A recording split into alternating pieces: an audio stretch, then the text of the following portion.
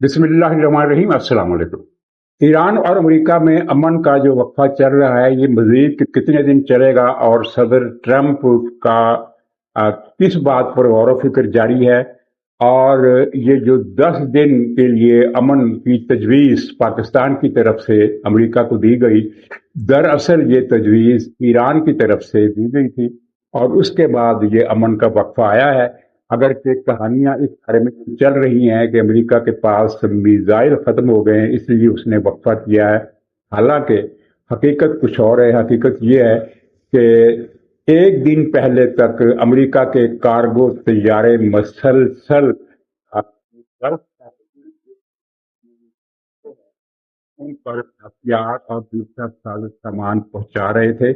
और अगरचे कतर से अमेरिका के अड्डे निकल गए हैं, लेकिन इराक में कुर्दिस्तान के इलाके में अमेरिका के बहुत ज्यादा फैसला कुन किरदार अदा करने वाले अड्डे मौजूद हैं और दूसरे मुल्कों में भी मौजूद है। उर्दन में है, शाम में है और बहरीन में है, लेकिन ये कतर वाला अड्डा बहरहाल खाली हो गया। इस पर बात करेंगे और कुछ थोड़ा सा जिक्र एक बहुत ही सीरियस किस्म की सोच विचार जारी है इस्लामाबाद में, जिसे आप हलचल भी कह सकते हैं इस्लामाबाद में या उसके आसपास के इलाके में, जिसकी वजह से पाकिस्तान की मौजूदा हुकूमतों की किस्मत पर मोहर लग सकती है।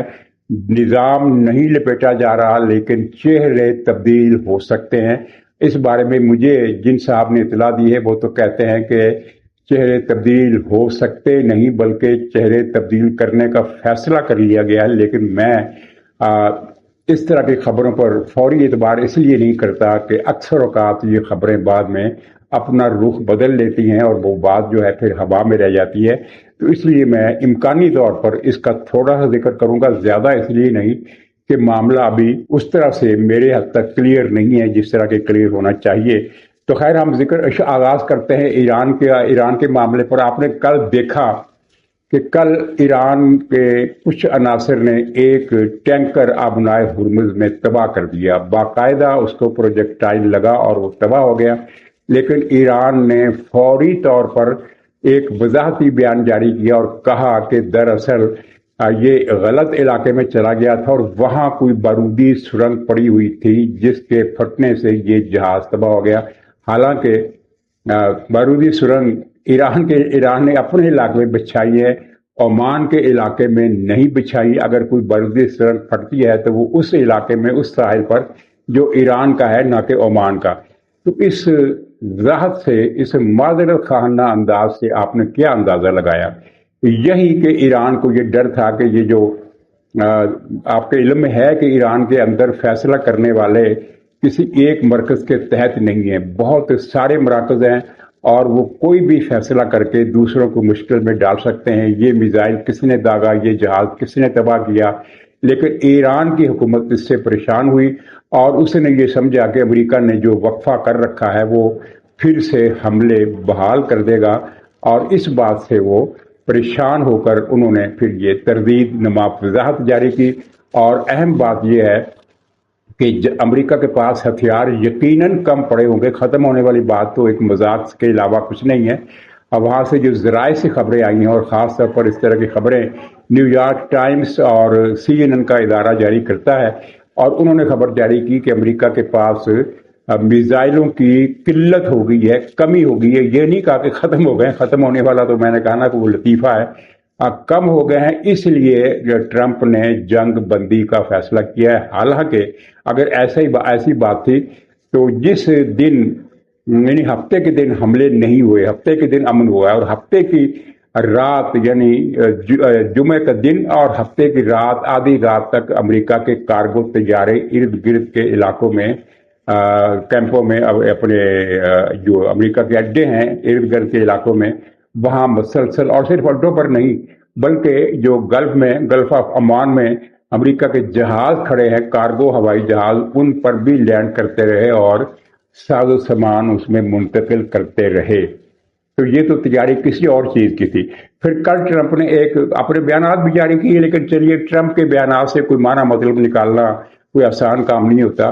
ट्रंप ने कहा कि नहीं, हमने ये वक्फा जो है ये امن کو موقع دینے کے لیے کیا ہے. ظاہر پاکستان نے جب یہ تجویز پہنچائی ایران کی طرف سے تو پھر 10 دن کے بعد یہ امریکہ نے مان لی، اور وہ یہاں ایک جھوٹ کی جنگ بھی چل رہی ہے. مثلاً ایران کی طرف سے ایک خبر جاری کی گئی کہ عراق کے جو وزیر اعظم آئے تھے تہران، وہ دراصل امریکہ کی طرف سے جنگ بندی کی تجویز لے کر آئے تھے. یہ 3 دن پہلے کی بات ہے، اور اس خبر سے ظاہر فوری تاثر یہی گیا کہ امریکہ جنگ سے پیچھے ہٹ رہا ہے.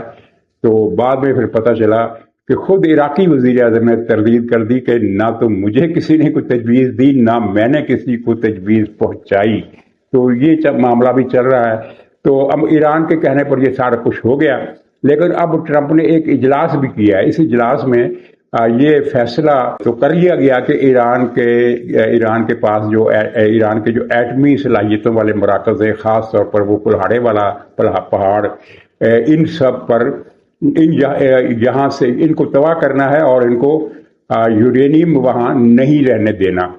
تو اب یہ سب کے علم میں ہے کہ امریکہ اس علاقے میں فوجیں نہیں اتار سکتا. اگر اتارے گا، چاہے وہ 500 اتارے، چاہے وہ 5000 اتارے، وہ ساری کی ساری فوج ایرانیوں کے نرغے میں ہوگی اور ان کا صفایا کر دیں گے، بہت زیادہ نقصان پہنچائیں گے. تو یہ تو ممکن نہیں ہے.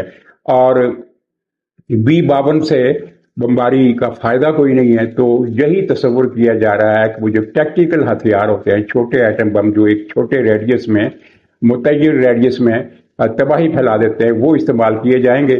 اور وہ ظاہر ہے اگر فرض کیجئے ان کا ریڈیس بنتا ہے 500 فٹ کا محیط، تو یہ جو ذخائر ہیں یورینیم کے اور یہ سینٹری فیوج کے جو مشینیں ہیں ساری، یہ 300 فٹ کی گہرائی میں ہیں.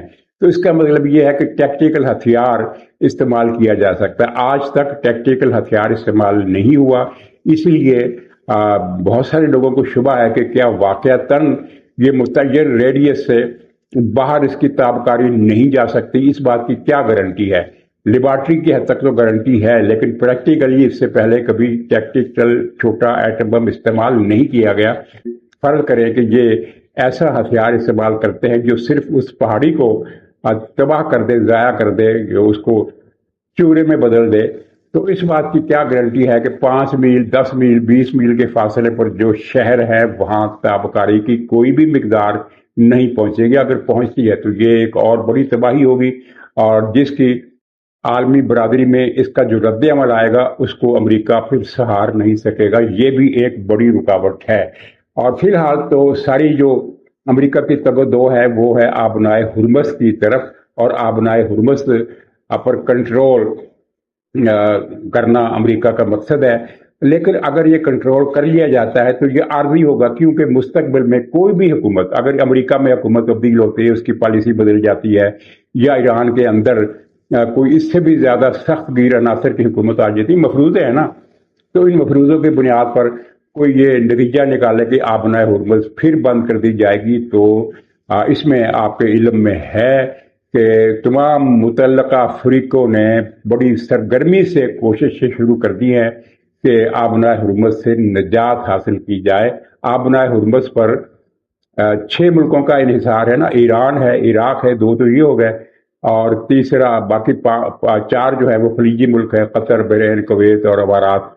اب ان میں جو عراق ہے اس کے بارے میں آپ نے خبر سن لی کہ وہ بہت بڑی پائپ لائن شام تک بچھا رہا ہے جو اگلے 5 سال میں مکمل ہوگی. لیکن اس سے بڑی خبر یہ ہے کہ جو امارات نے پلاننگ کی ہے اس پر کام بھی شروع کر دیا گیا، اور وہ اگلے 2 برس میں یہ پائپ لائن مکمل ہو جائے گی. یعنی وہ امارات کے اندر سے ہو کر وہ عمان والا سرا جو آبنائے ہرمز کے کنارے پر ہے اس کے نیچے سے اس کو بائی پاس کرتی ہوئی شارجہ اور وہ فجیرہ ان بندرگاہوں تک پہنچے گی. اور یوں امارات جو ہے وہ اگلے 2 سال میں آبنائے ہرمز سے نجات حاصل کر لے گا، اس پر اس کی ڈیپینڈنس ختم ہو جائے گی. اور عراق اس طرف جا رہا ہے. سعودی عرب پہلے ہی خلیج فارس سے کے ساحلوں سے نکالا جانے والا 70% تیل ایسٹ ویسٹ پائپ لائن کی صورت میں جمبو کی بندرگاہ تک لے جا چکا ہے، جہاں ریفائنری بھی ہے، جہاں ٹرمینل بھی ہے. اور ٹرمینل یعنی جہاں سے جو تیل جاتا ہے وہ وہاں اور اپنا باب المندب والا ایشو کبھی بھی ہرمز جیسا ایشو نہیں بن سکتا. آپ نے دیکھا کہ وہاں ٹریفک جاری ہے اور ایک سعودی جہاز کو انہوں نے ہٹ کرنے کی کوشش کی، حوثیوں نے میزائل پھینکا اس پر، لیکن وہ اسے لگا نہیں بلکہ اس کے پاس جا کر سمندر میں گرا اور جہاز آگے نکل گیا. اس کی وجہ کیا ہے؟ اس کی وجہ یہ ہے کہ یہ کمران کا جزیرہ، کئی جزیرے ہیں لیکن ان میں ایک بڑا جزیرہ ہے جس کو حوثیوں نے چھاؤنی بنا رکھا تھا تاکہ یہاں سے ہرمز کی ٹریفک کو مؤثر طریقے سے نشانہ بنایا جا سکے. اگر 10 جہاز گزرتے ہیں تو کم سے کم 1 یا 2 جہاز تو ہٹ ہوں، لیکن وہ انہوں نے پھر سعودی پولیشن نے وہاں 2 دن پہلے اس کو بالکل برباد کر کے رکھ دیا. اب حوثی اس کی تعمیر نو کریں گے اور اس پہ دوبارہ ساری مشینری فٹ کریں گے تو اس میں کافی وقت لگ جائے گا، جبکہ اس دوران سعودیوں کی یلغار جو ہے وہ جاری ہے. شمال کے صوبوں میں انہوں نے بہت سارے مراکز بنائے ہوئے تھے میزائلوں کے اور ڈرون طیاروں کے. ان کے پاس یہی ہیں 2 چیزیں، ہوائی جہاز ایئر فورس ان کے پاس نہیں ہے، بحری جہاز ان کے پاس نہیں ہے، اور یہ ایران کی طرح ان کا جو سارا انحصار ہے جنگ کا وہ میزائلوں پر اور ڈرون طیاروں پر ہے. تو وہ کافی سارے ذخیرے وہاں تباہ ہوئے. کہنے کا مطلب یہ تھا کہ سعودی عرب کے لیے باب المندب کا رستہ کھلا رہے گا. پھر بیچ میں جو ملک رہ جائیں گے وہ ہوں گے قطر اور بحرین. ان کا سعودی عرب سے اتفاق رائے ہو چکا ہے کیونکہ یہ اس پائپ لائن سے جو ایسٹ ویسٹ کہلاتی ہے، ایسٹ ویسٹ پائپ لائن، اس کے بالکل قریب واقع ہیں. بحرین کا جزیرہ ہے، جو ایک کازوے کے ذریعے سعودی عرب سے ملا ہوا ہے. کازوے یعنی یہ پل نہیں ہوتا، یہ نیچے تک بجری پتھر بچھا کر ایک دیوار کھڑی کی گئی ہے جس کو تباہ کرنا آسان نہیں ہوتا. اور جو قطر ہے وہ ویسے ہی ملحق ہے، یعنی اس کی سرحد سعودی سرحد سے ملتی ہے. تو یہ دونوں ریاستیں ایک پائپ لائن تھوڑی سی چند 100-200 کلومیٹر کی لمبی بنا کر اس مین پائپ لائن تک پہنچ جائیں گے. بیچارہ پھنسے گا تو وہ ہوگا کویت، اور اکیلا کویت رہ جائے گا، جس کے لیے بہت مشکل ہوگی کیونکہ کویت بڑے فاصلے پر ہے. 600-700 کلومیٹر اس پائپ لائن سے ہے یا 400-500 کلومیٹر. اس کو زیادہ لمبی پائپ لائن بنانی پڑے گی.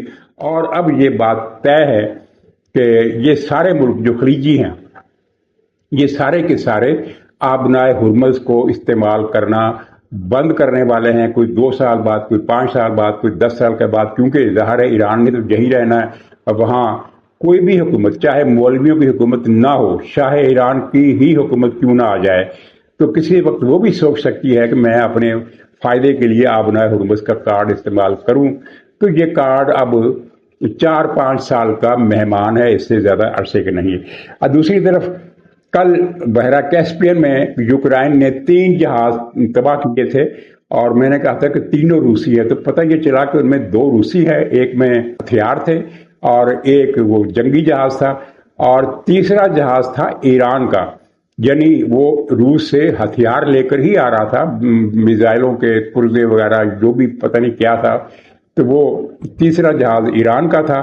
تو اس کی تباہی پر ایران نے یوکرائن کو مراسلہ دیا، اس کے سفیر کو بلا کر، اور یہ دھمکی دی ہے کہ ہم اس کا بدلہ لینے کا حق محفوظ رکھتے ہیں. یعنی حق محفوظ رکھا ہے، بدلہ لینے کا ارادہ ظاہر نہیں کیا. اور اس کی وجہ بھی کلیئر ہے کہ ایران کبھی بھی یوکرائن سے لڑائی مول نہیں لے گا. اسے پتہ ہے، یورپ کو بھی پتہ ہے، روس کو بھی پتہ ہے، سب کو پتہ ہے کہ یوکرائن کی ڈرون اور میزائل پاور کتنی خوفناک ہے کہ وہ روس بھی اس کے مقابلے میں نہیں ٹھہر سکا. یوکرائن اس قابل ہے کہ وہ 1000 ڈرون طیارے ایک وقت میں بھیج سکتا ہے، اور اس کے ڈرون طیارے اسرائیل کے ڈرون طیاروں سے بھی زیادہ طاقتور اور مؤثر ہیں. اور ایران تو خیر اس میں بہت پیچھے ہے، اور روس کے ڈرون طیاروں سے بھی زیادہ. آپ نے دیکھا کہ انہوں نے 3 دنوں میں روس کی 60% ریفائنریاں تباہ کر کے رکھ دی، صرف 3 دن میں. اور روس کتنا بڑا ملک ہے، کوئی چھوٹا ملک نہیں ہے، یعنی پاکستان سے کوئی 70 گنا بڑا ملک ہے، اتنا بڑا ملک ہے. تو اس میں ریفائنریاں دور دور تک پھیلی ہوئی ہیں، سینٹ پیٹرز برگ سے لے کر وہ اومسک تک جو مشرقی سائبیریا میں ہے وہاں تک ان کی ریفائنریاں پھیلی ہوئی ہیں. اور یوکرائن کے ڈرون طیاروں نے 3,000 کلومیٹر کا فاصلہ طے کر کے ان ریفائنریوں کو تباہ کیا ہے. تو ایران یوکرائن سے کبھی جنگ مول نہیں لے گا، اور ویسے بھی اب اس کے پاس جس طرح اگر امریکہ کے پاس میزائل کم پڑ گئے ہیں تو ایران کے پاس بھی یقیناً میزائل کم پڑ گئے ہیں۔ یہ بات ٹھیک ہے کہ اس کے پاس میزائلوں کی کمی اتنی نہیں تھی جتنی کہ صدر ٹرمپ نے اندازہ لگایا تھا، یعنی جب صدر ٹرمپ نے کہا تھا کہ اس کے 70% میزائل ختم ہو گئے تو اس وقت پھر بعد میں پتہ چلا کہ صرف 50% میزائل تباہ ہوئے تھے، 50% باقی تھے۔ اور پھر جیسا کہ خبریں آ رہی ہیں کہ یہ جو امن کا وقفہ آیا تو اس میں ایران نے مزید میزائل سازی کی اور روس سے پرزے بھی لیے۔ تو لیکن جو بھی ہو، پہلے جتنے اڈے اس کے پاس نہیں رہے، پہلے جتنے لانچر اس کے پاس نہیں رہے، پہلے جتنے گودام اس کے پاس نہیں رہے، پہلے جتنے کارخانے بھی اس کے پاس نہیں رہے، یہ تو سامنے کی بات ہے، سب کے علم میں ہے۔ تو وہ یوکرائن سے کیسے لڑائی مول لے سکتا ہے؟ اسے یہاں صبر کا گھونٹ ہی پینا پڑے گا۔ اور کردستان میں عراق کا جو علاقہ ہے، شمالی عراق، جہاں کردستان کی حکومت قائم ہے، ایک آزاد انڈیپینڈنٹ نیم قسم کی وہ ہے حکومت ہے، یعنی جو آئینی طور پر بغداد کی حکومت کے ماتحت ہے، لیکن عملاً وہ اپنے فیصلے خود کرتی ہے۔ اس نے اعلان کیا ہے کہ وہ اربیل میں امریکہ کے اڈوں کی حفاظت اب سرکاری طور پر کرے گی۔ چنانچہ کل اربیل پر جو ملیشیاؤں کی طرف سے یا ایران کی طرف سے 3-4 میزائل حملے ہوئے، وہ کردستان کی حکومت نے ناکام بنائے۔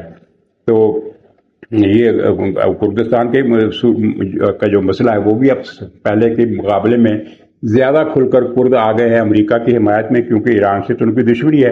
ادھر ایران نے جو دعوے کیے ہیں کہ ان 15 روز کی جنگ میں اس نے امریکہ کے 11 بمبار اور جنگی اور 16 فیول بھرنے والے ری فیولنگ کرنے والے جہاز، یعنی کہ گویا کہ 26 جہاز تباہ کیے ہیں، 200 فوجی ہلاک کیے ہیں، اس کے علاوہ کچھ ہیلی کاپٹر اور کچھ دوسرے گودام اور الیکٹرانک آلات وغیرہ بھی تباہ کیے ہیں۔ لیکن سب کو پتہ ہے کہ ایران جب دشمن کی تباہی کا چارٹ جاری کرتا ہے تو اس میں بہت کچھ اس نے جمع تفریق کیا ہوتا ہے۔